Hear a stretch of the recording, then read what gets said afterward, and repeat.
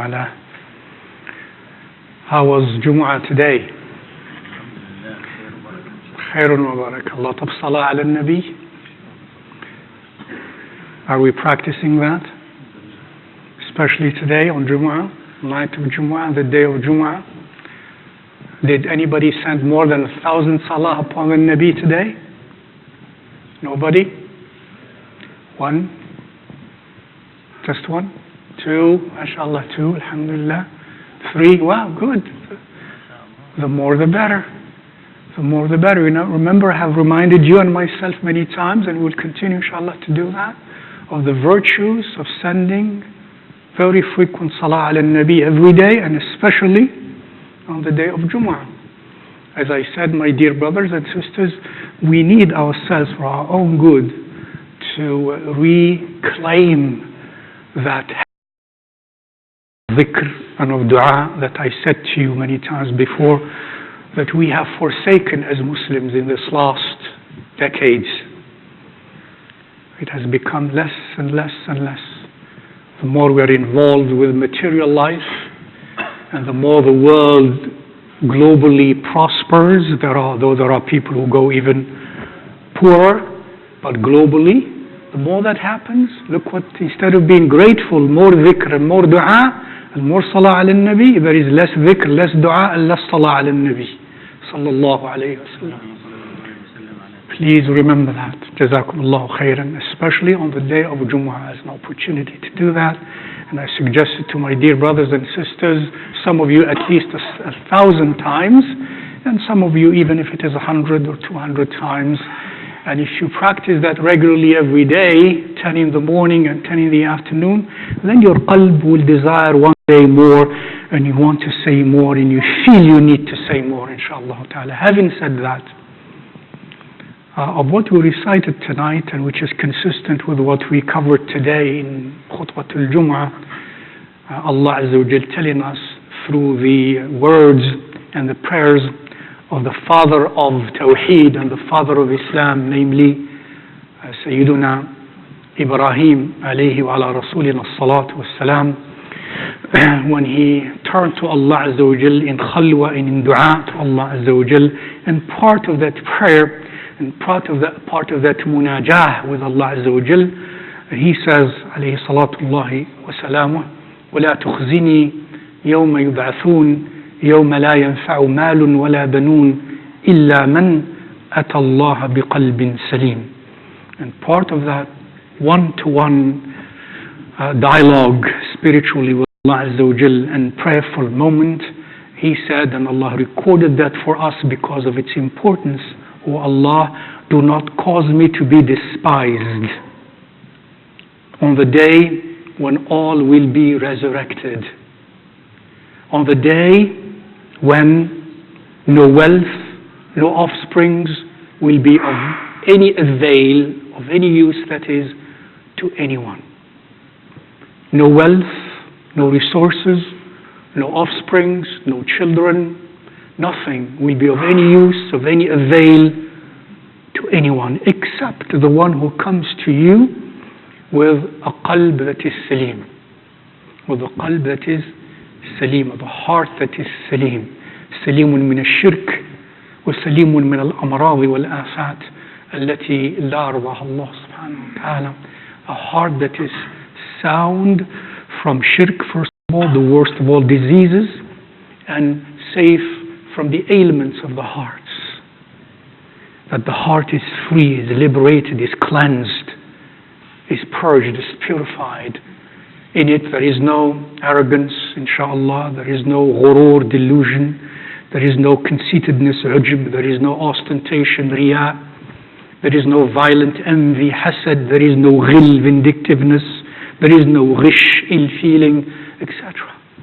إِلَّا مَنْ أَتَى اللَّهَ بِقَلْبٍ salim, says Allah Azza wa Jal through the words of Sayyiduna Ibrahim, and therefore that's our way, that's the millah of Ibrahim that we are also ordered to follow, and Rasulullah sallallahu alaihi wasallam is the most beautiful representative of the millah of Ibrahim alayhi wa ala rasulina salatu wassalam. In that regard, I want to say one or two more things to remind myself first, and just alhamdulillah to stir up, I hope, some positive spiritual emotions in your hearts as well. When, for example, in this context, Rasulullah sallallahu alaihi wasallam teaches us that Allah tells us, O children of Adam, empty yourselves for me. O children of Adam, empty yourselves for me, for my ibadah. Ya ibn Adam, tafarragh li'ibadati. Tafarragh.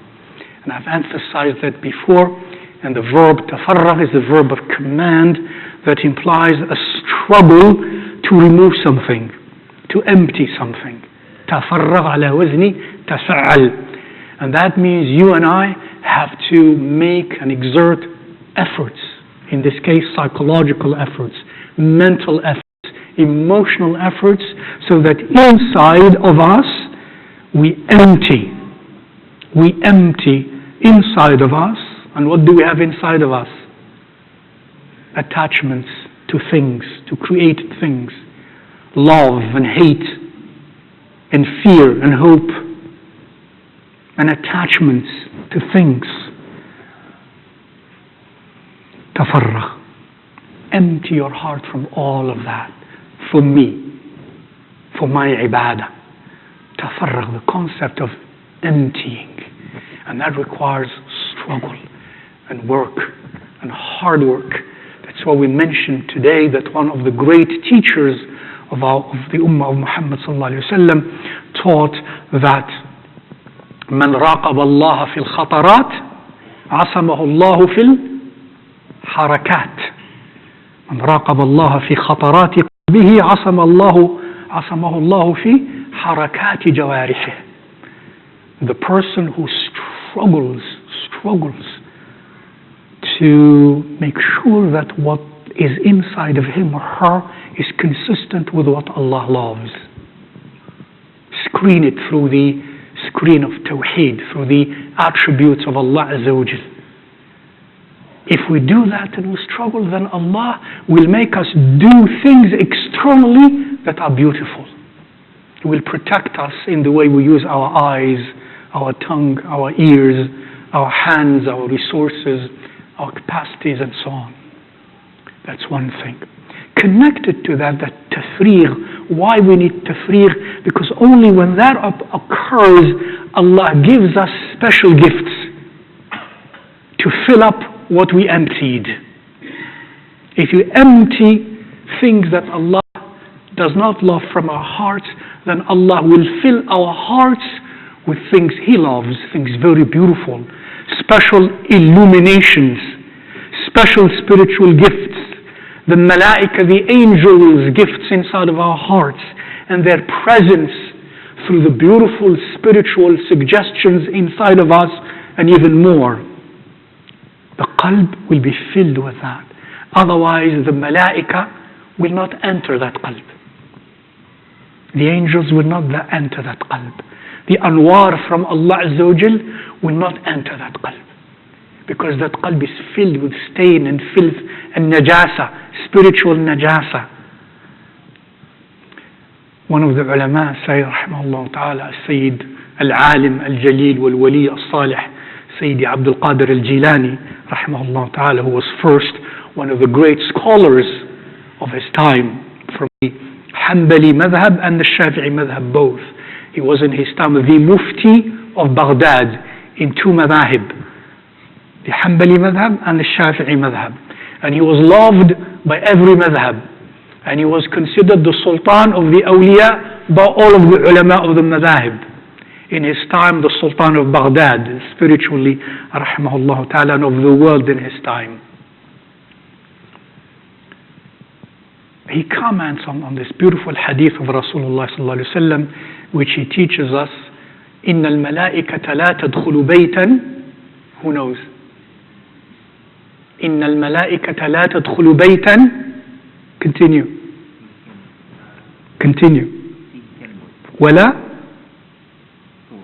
صور. The hadith is, إِنَّ الْمَلَائِكَةَ. Now listen to this beautiful spiritual analysis also, that the angels verily do not enter a house in which there is a dog and there are images. And you know this hadith, most of you, right? If you don't, then know it. This authentic hadith teaches by Rasulullah ﷺ that the angels, that is the special angels of gifts and of rahmah and of good news and of protection and so on, not those who record, those, wherever you go they are. But the other special angels of special gifts, they do not enter a house in which there is a dog inside the house or images, especially graven images. The point is not that. That's the fiqh, the external fiqh. So he says, look, the angels do not enter a physical house like that. How do you expect the angels to be present in your heart? The anwar of Allah to be present in your heart, and that's the house, when inside that heart there are so many graven images and so many dogs. And you know what a dog is in this case? Our predatory instincts. Inside of us, the violence, the anger, the hate, the usurpation, those feelings like that dog-like, predatory-like. And we are inside, we have so many dogs. And you expect the angels to enter that heart. And graven images, in other words, the attachments we build for things created. And they are engraved inside of us. They are like sculpted. They define the style of our life. Those attachments to those graven images and concepts. How do you expect the anwar of Allah to enter such heart? When Rasulullah ﷺ tells us the angels do not enter a house in which there is a dog or graven images. And what a beautiful, subhanAllah, insight that Allah inspires some of the ulama, as-sadiqun al-mukhlisuna lillah. Allah inspires them with meanings of His words and meanings of the words of His Rasul sallallahu alaihi wasallam that are deeper and consistent with everything else that Allah teaches and His Rasul sallallahu alaihi wasallam. And therefore, the conclusion is, we implore Allah Azza wa Jal and we strive for tafarrugh, to empty our hearts from the dogs inside of our hearts and from the graven images inside of our hearts, so that inshallah, ultimately when we meet Allah, when we go to Allah, as the prayer of our father Ibrahim alayhi salam was, we go to Him with a heart that is salim. Allahumma tahir qulubana min kulli da'in wa danas warzuqna qalban salima بجاه نبيك صلى الله عليه وآله وصحبه وسلم وبأسمائك الحسنى وصفاتك العلى نسألك يا رب العالمين والسلام عليكم ورحمة الله وبركاته.